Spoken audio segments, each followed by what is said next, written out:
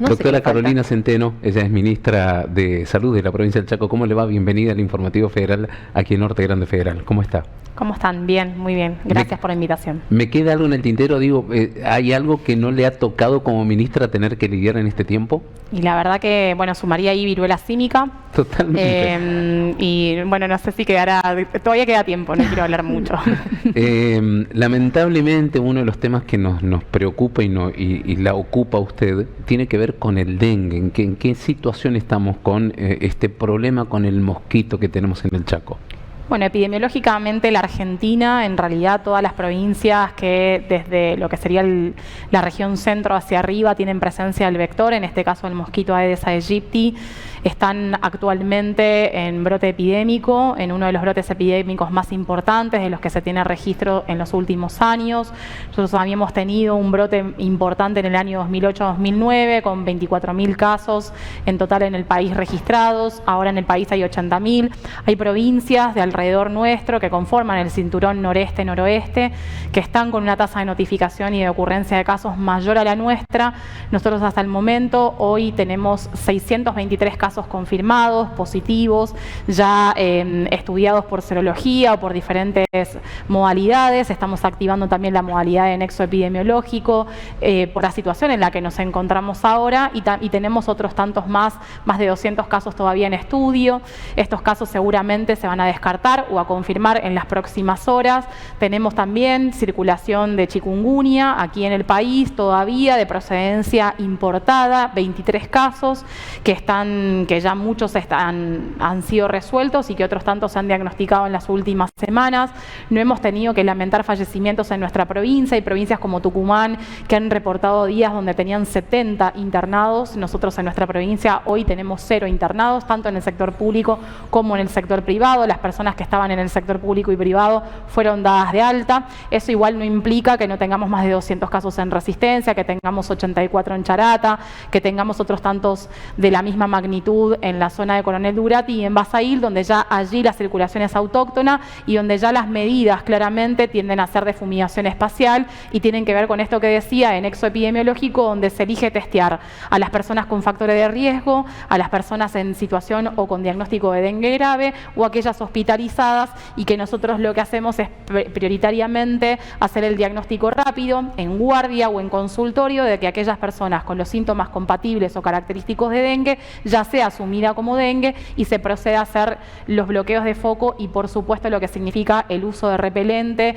el uso de mosquiteros, de tabletas, de espirales, todo lo que hace al cuidado de la persona y del núcleo familiar. Yo sé que lo habrá dicho 10.000 veces, doctora, pero vio que la audiencia y los televidentes se renuevan.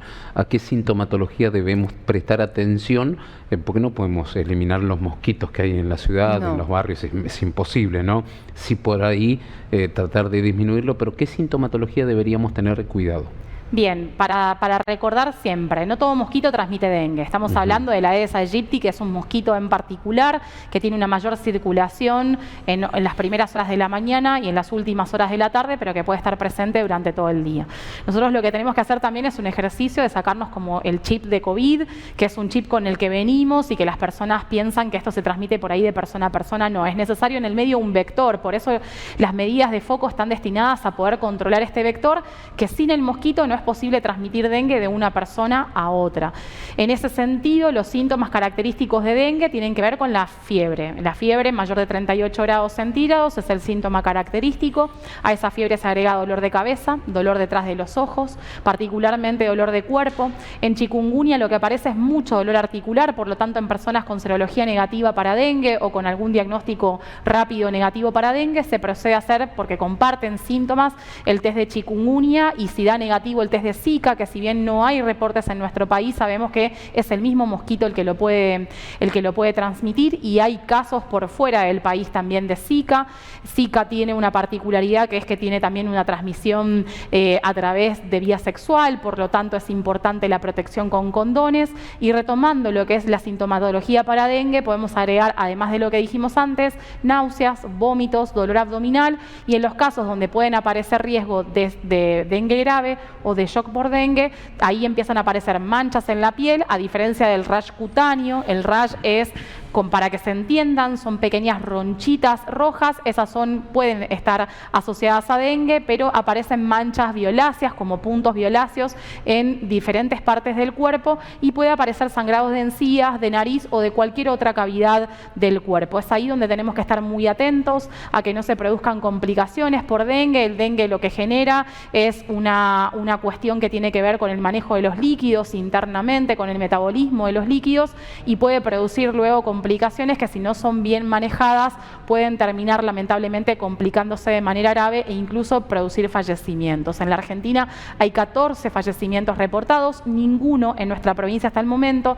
pero si nos retrotraemos al brote de dengue que hubo en el 2009, si bien se reportaron menor cantidad de casos a nivel nacional, sí hubo un mayor reporte a nivel provincial y ahí sí tuvimos grandes complicaciones. ¿Qué sabemos del dengue en ese sentido? Que hay más riesgo de dengue grave o de dengue hemorrágico cuando hay una reinfección por otro serotipo diferente al serotipo de la primera infección en este caso, ¿no? Recordemos que en nuestra provincia circula siempre el serotipo DEN1 con mayor frecuencia. El dengue 4 había circulado en los últimos años y ahora se sumó el DEN2 o dengue 2 que también está circulando y ya hay algunas muestras que hemos tenido como positivas y que obviamente la reinfección con un serotipo diferente es la que aumenta el riesgo probabilidad de complicaciones. Tengo entendido que estaban fundamentalmente en la zona de La Verde, puede ser que estaban con estudios por el DEN2.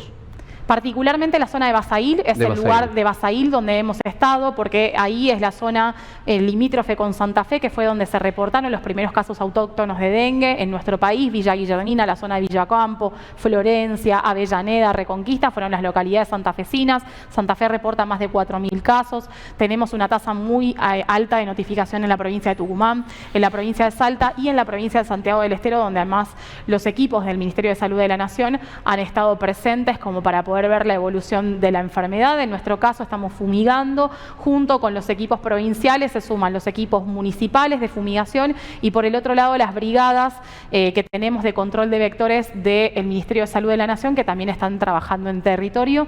De hecho, Resistencia ya tiene transmisión autóctona también, por lo tanto allí, como decíamos antes, el protocolo ya tiene que ver con el nexo epidemiológico y se va a proceder a hacer una fumigación especial mañana que se llama fumigación espacial, para que se entienda que se usan máquinas pesadas que van circulando por los barrios y que van aerosolizando el veneno y ahí es donde le pedimos y solicitamos a las personas que viven en los barrios que puedan abrir sus ventanas, sus puertas para que el piretroide pueda ingresar y de esa manera eliminar el mosquito adulto. Por eso no se puede escindir esta medida de fumigación con las medidas de erradicación de larvas, que es lo que estamos viendo en pantalla. Esas larvas que ustedes ven no son eliminadas con el veneno que fumigamos, sino que son eliminadas descartando ese recipiente con agua clara, que es el lugar donde crecen las larvas. Por eso es tan importante no solamente el descacharrizado, sino el corte de los pastizales, todo aquel reservorio que pueda permitir la eclosión de nuevos huevos y por supuesto después que se transformen en larvas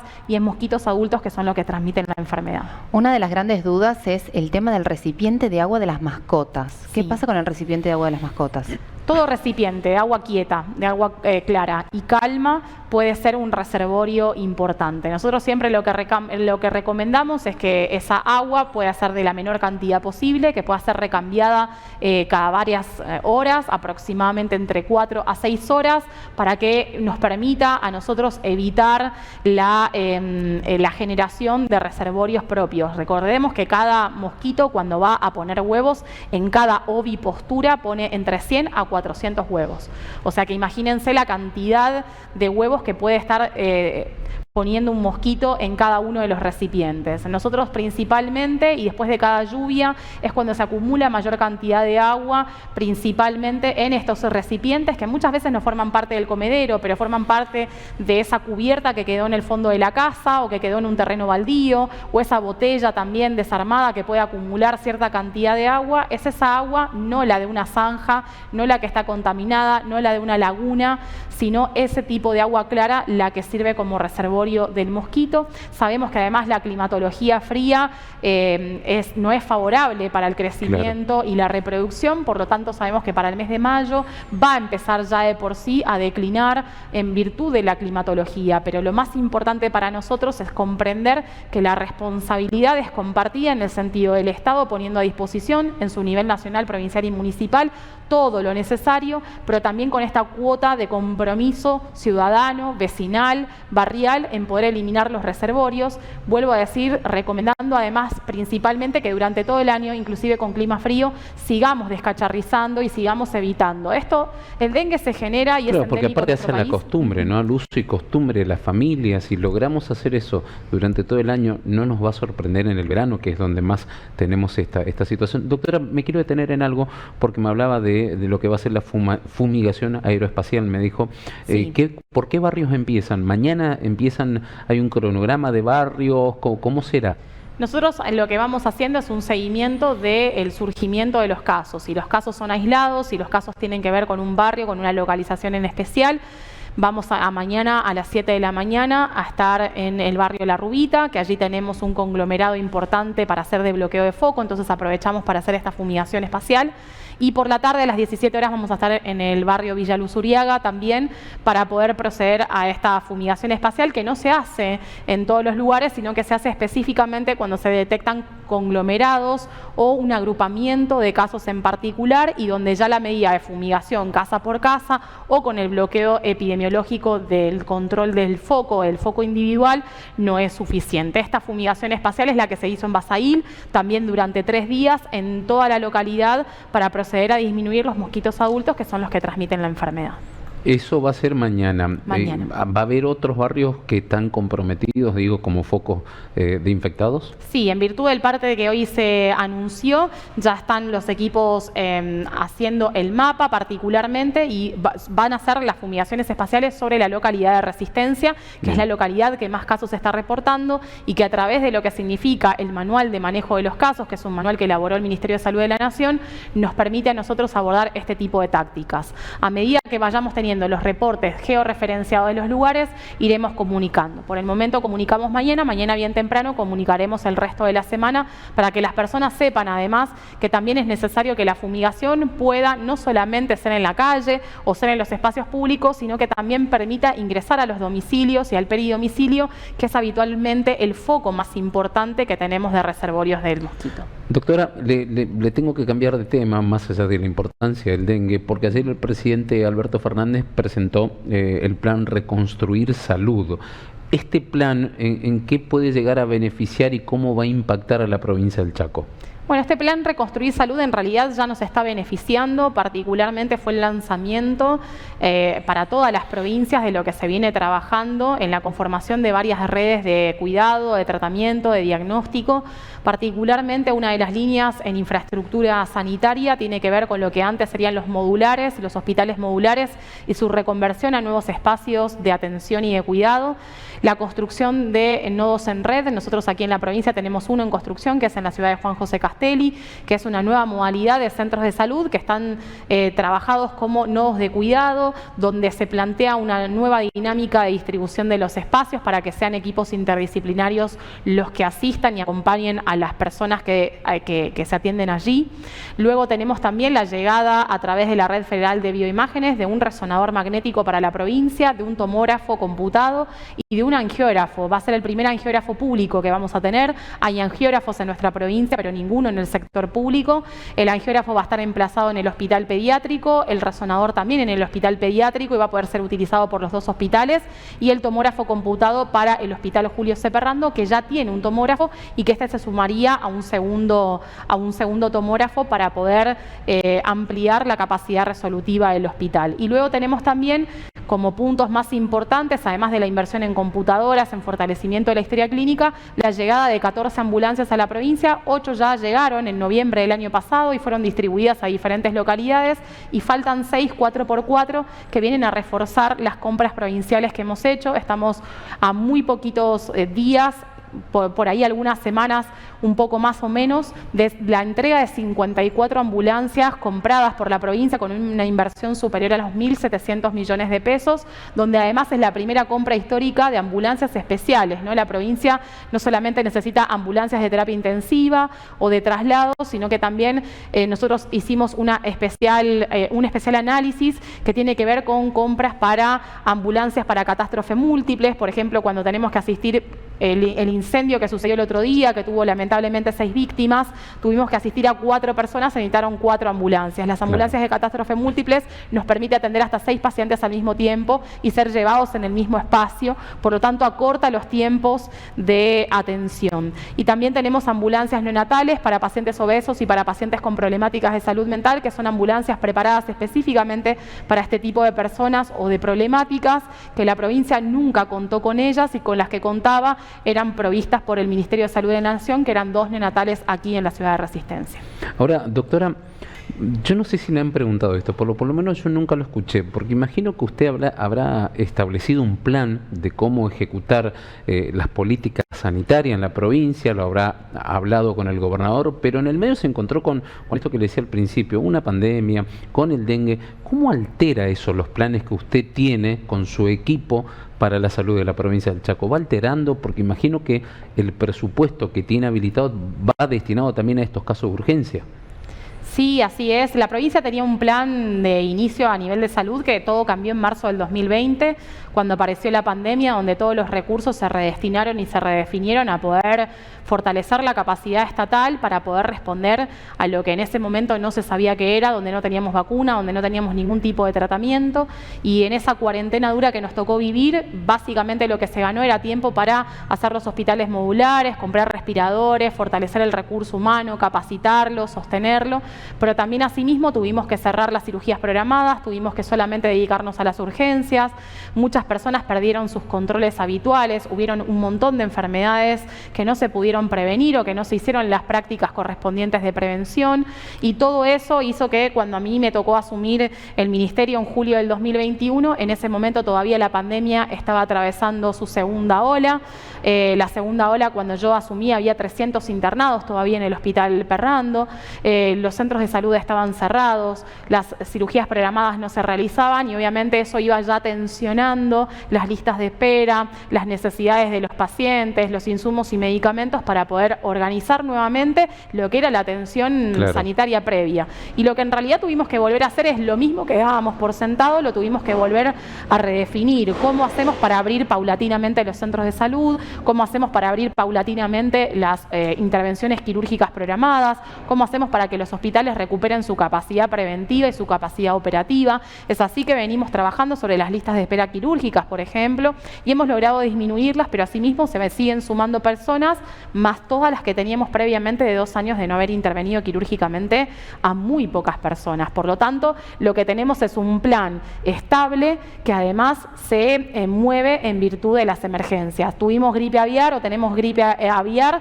bueno, vamos sobre lo que significa el control de vectores en ese sentido. Tenemos viruela del mono, todo lo que significan las medidas de contención, lo que fue, no sé si recuerdan la tercera ola de COVID, ese verano, con cientos de miles de casos todos los días, con récord de vacunas, con colas de 8 horas para testearse en la escuela normal. Bueno, todo eso son, en salud estamos no solamente acostumbrados a trabajar 24/7, sino a poder redefinir rápidamente cómo redistribuimos personal, recursos, pero obviamente hay hacia adelante una propuesta de un plan quinquenal que el gobernador seguramente hacia adelante ya lo presentará y que tiene que ver con pensar en dejar ya la pandemia atrás para poder estructurar un plan de salud que nos permita también seguir por este horizonte que implica ampliar derechos, que implica garantizar justicia social, equidad y tratamiento igualitario para todas las personas. Nuestro sistema, particularmente el sector público de salud, en un contexto económico, político y social tan complejo como este, no deja a nadie sin cobertura. Inclusive con las mejores prepagas, inclusive con las mejores obras sociales,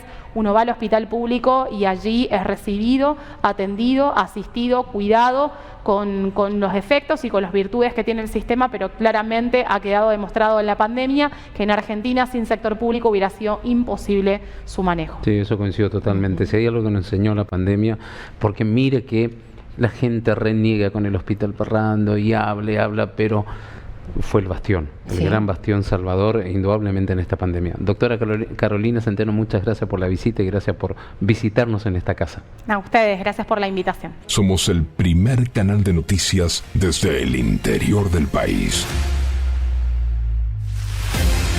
Transmite desde el histórico Chalet Rapaccioli, Resistencia, Chaco, Norte Grande Federal. Somos periodismo con historia.